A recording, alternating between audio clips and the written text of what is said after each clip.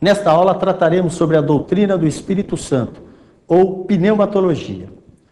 O Espírito Santo, como instrumento do amor de Deus, exerce um papel muito importante na teologia de Wesley. Com base em sua experiência, a percepção de Wesley é do Espírito Santo de Deus entrando na vida humana, dando testemunho da sua presença. Deste modo, o Espírito Santo é central na descrição do encontro de Deus com o homem. A doutrina da certeza, uma formulação teológica da obra do Espírito, que era repetidamente chamada de entusiasmo, leva Wesley a ter o cuidado em resguardá-la da perversão. Ele considera a doutrina da certeza muitíssimo importante para ser abandonada simplesmente porque está sujeita a distorções. Ele a preserva insistindo em que aqueles que dizem ter certeza da obra do Espírito Santo devem também mostrar os frutos do Espírito em suas vidas. A certeza conclusiva da graça de Deus tem de se mostrar pelos seus efeitos na vida dos crentes e serem discernidos pelos membros da comunidade religiosa. Wesley inicia o ensino dessa doutrina com o seguinte argumento. Primeiro, a obra redentora do Espírito Santo. Diz ele: creio no Espírito Santo infinito e eterno de Deus, igual ao Pai e ao Filho, não somente perfeito em si mesmo, mas sendo a causa de toda a nossa perfeição. Aquele que ilumina o nosso entendimento, retifica a nossa vontade e afeições, renova a nossa natureza, une a nossa pessoa com Cristo, dá-nos a certeza da nossa adoção como filho, guia-nos em nossas ações, purifica e santifica a nossa alma, nosso corpo, para gozo completo e eterno de Deus. Sobre a santidade do Espírito, Wesley afirma que o título santo, aplicado ao Espírito de Deus, não só indica que ele é santo em sua própria natureza, mas que também nos torna santos, que ele é a grande fonte de santidade para a sua igreja. O Espírito de quem flui toda a graça e toda a virtude, pelas quais as manchas da culpa são lavadas, e somos renovados em todas as disposições santas, e de novo trazemos a imagem de nosso Criador. Sobre a ação em nossa salvação, o comentário de Wesley é o seguinte: o autor da fé e da salvação é Deus. É Ele que opera em nós o querer e o fazer. Mas, como todo mérito está no Filho de Deus, pelo que Ele fez e sofreu por nós, assim todo o poder está no Espírito de Deus. Portanto, todo homem, para crer para a salvação, precisa receber o Espírito Santo. Sobre os seus modos de agir, Wesley afirma que há uma variabilidade irreconciliável nas operações do Espírito Santo nas almas dos homens, especialmente quanto ao modo da justificação. Muitos o encontram derramando-se sobre eles como uma torrente, enquanto experimentam o poder dominador da graça salvadora. Essa tem sido a experiência de muitos, talvez mais nesta última visitação do que em qualquer outra época desde os tempos apostólicos. Mas ele opera em todos de maneira muito diferente. Ele exerce a sua influência de maneira delicada, refrescante, como orvalho silencioso. Sobre o testemunho ou certeza do Espírito, John Wesley diz que por testemunho do Espírito, quero dizer, uma impressão interna na alma, pela qual o Espírito de Deus testemunha com o meu espírito de que sou filho de Deus, que Jesus Cristo me amou e deu-se a si mesmo por mim, que todos os meus pecados são apagados, e eu mesmo sou reconciliado com Deus. Contudo, Wesley afirma que não está dizendo que o Espírito de Deus testifica isto por qualquer voz externa, nem que o faça sempre por uma voz interior, embora ele possa às vezes fazê-lo. Não suponho também que ele aplique ao coração, embora ele frequentemente o faça, um ou mais textos das Escrituras. Mas ele opera sobre a alma pela sua influência imediata e por uma operação forte, embora inexplicável, que domina o vento tempestuoso e as ondas revoltas, e se faz doce e calmo. O coração descansa como se estivesse nos braços de Jesus, e o pecador fica totalmente satisfeito, porque Deus está reconciliado e que todas as suas iniquidades são perdoadas e seus pecados cobertos.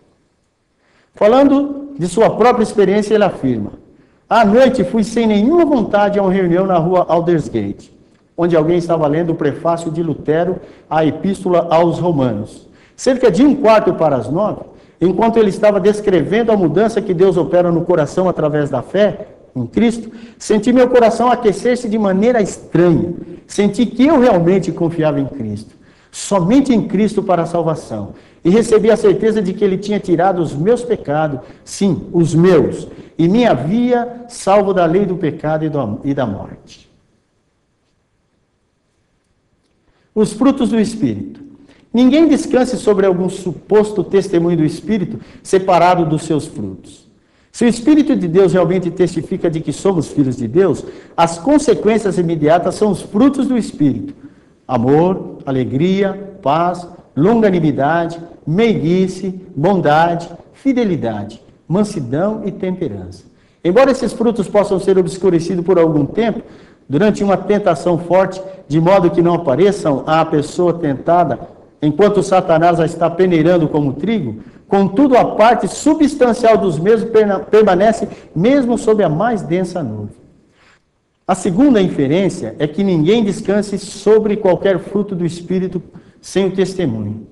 Pode haver antegozo de alegria, de paz, de amor, realmente de Deus, muito antes de termos o testemunho em nós mesmos. Antes que o Espírito de Deus testemunhe com o nosso Espírito de que temos a redenção no sangue de Jesus e o perdão dos nossos pecados. Sim, pode haver certo grau de longanimidade, de bondade, de fidelidade, de mansidão, de temperança. Não uma sombra desse, mas um grau real pela graça guiadora de Deus, antes de sermos aceitos no bem-amado. E, consequentemente, antes de termos o testemunho de nossa aceitação. Mas não é, de modo nenhum, aconselhável ficar-se aqui. Se fizermos tal, nossa alma estará em perigo.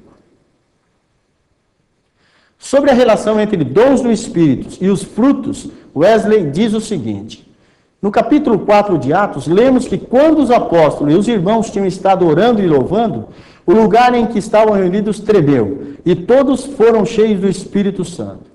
Não achamos aqui nenhuma aparência visível, como as do primeiro exemplo, Atos 2. Nem estamos informados de que os extraordinários dons do Espírito Santo foram então dados a todos ou a qualquer deles. Dons como os de curar, de operar outros milagres, de profecia, do discernimento dos espíritos, de línguas e de interpretação das línguas. Se esses dons do Espírito não foram destinados a permanecerem na igreja durante todos os tempos, e se eles serão ou não restaurados pela aproximação da restituição de todas as coisas, são questões que não precisamos decidir. Mas é necessário que se observe que mesmo na infância da igreja, Deus os dividiu com mão distribuidora. Eram todos eles profetas? Eram todos operadores de milagres? Tinham todos o dom de cura? Falavam todos eles línguas estranhas? De modo nenhum. Talvez nenhum em 1000. Provavelmente ninguém, senão os professores da igreja e somente alguns deles. Foi, portanto, para fins mais excelentes do que este, que eles foram cheios do Espírito Santo. Foi para dar-lhes o que ninguém pode negar que seja essencial a todos os cristãos em todos os tempos, a mente que houve em Cristo. Aqueles frutos santos do Espírito, os quais aquele que não os possuir não é dele, para enchê-los de amor, alegria, paz, longanimidade, mansidão e bondade. Para dotá-los de fé, talvez fosse fidelidade, com mansidão e temperança, para capacitá-los a crucificarem a carne com as suas afeições e cobiças, suas paixões e desejos. E, em consequência dessa mudança interna, cumprir toda a retidão externa, andar como Cristo andou, na obra de fé, na paciência da esperança, no trabalho do amor.